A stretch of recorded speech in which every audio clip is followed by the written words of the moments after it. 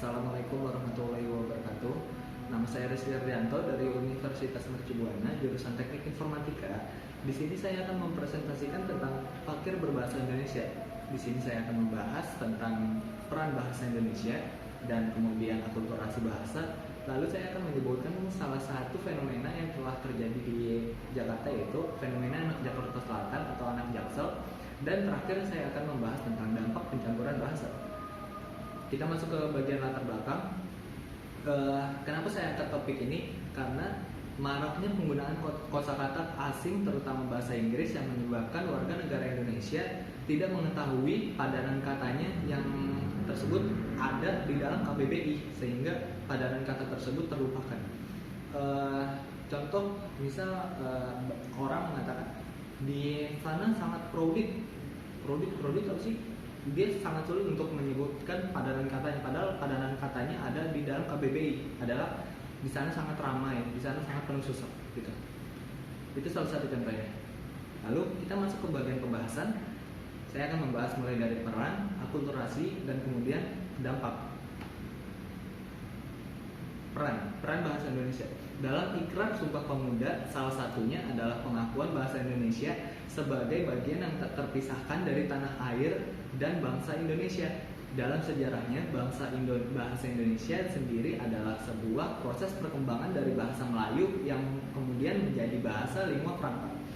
Di antara keberagaman etnis bangsa dari latar belakang sosial yang hidup di Kepulauan Nusantara. Lingua franca sendiri berasal dari bahasa Latin yang artinya adalah bahasa penghubung antara komunitas yang berbeda bahasa di wilayah geografis yang cukup luas. Kemudian kita masuk ke bagian akulturasi bahasa.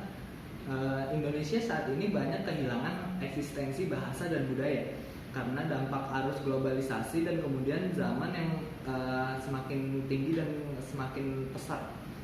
Karena terlalu banyak bahasa dan budaya yang tidak terjaga, sehingga lambat laun kemurniannya hilang dengan masuknya bahasa dan budaya luar.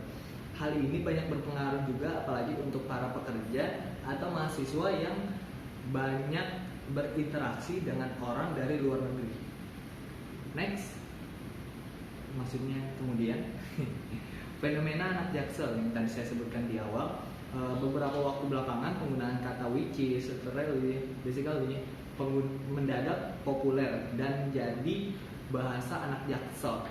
Penggunaan bahasa campuran ini juga diidentikan dengan lokasi geografis Jakarta Selatan. Sebenarnya kata-kata ini adalah bentuk kosakata dasar dan biasa dalam bahasa Inggris.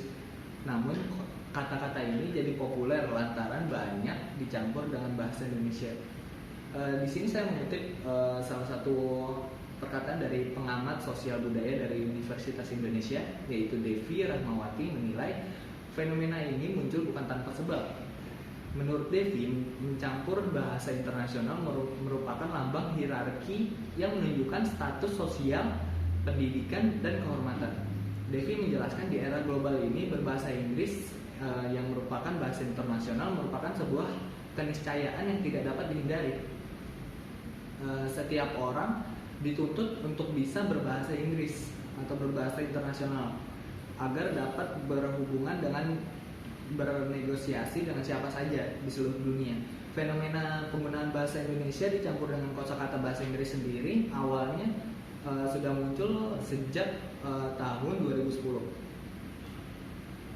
Kemudian kita masuk ke bagian dampak percampuran bahasa.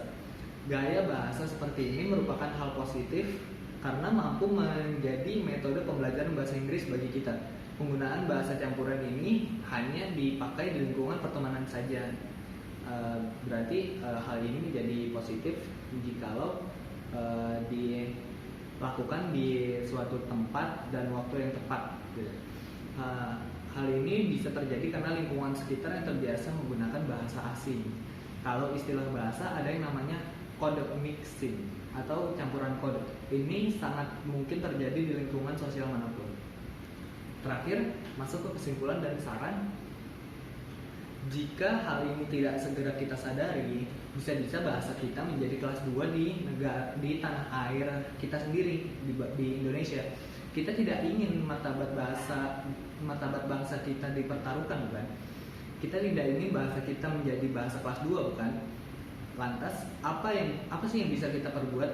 Yang pertama-tama kita mesti mencintai dulu nih bahasa kita, mencintai dulu bahasa Indonesia, karena ada pepatah mengatakan cinta itu menggerakkan sesuatu. Maka ketika kita mencintai bahasa Indonesia, hasrat kita pun terdorong untuk semakin belajar lebih dalam tentangnya, semakin bangga menggunakannya. Tanpa cinta kita nggak bakal nih membanggakan dalam penggunaannya. Tanpa cinta tak akan kebanggaan. Selanjutnya kita bisa dengan berhenti mencampur adukan terminologi bahasa asing dalam percakapan. Bukannya kelihatan keren, tapi hal itu malah, menurut saya sendiri, hal itu malah membuat seperti menggambarkan pengetahuan orang itu yang setengah-setengah, setengah tahu bahasa Indonesia dan setengah tahu bahasa Inggris, malah terkesan menjijikan menurut saya. Lalu yang ketiga, kita merubah pola pikir. Kita harus merubah mindset kita yang menurutnya itu bahasa asing terasa lebih elit daripada bahasa Indonesia. Di negara kita, bahasa yang nomor satu adalah bahasa Indonesia. Maka mari mencintai dan bangga dengan bahasa Indonesia. Sekian dari saya. Berikut adalah sumbernya. Terima kasih.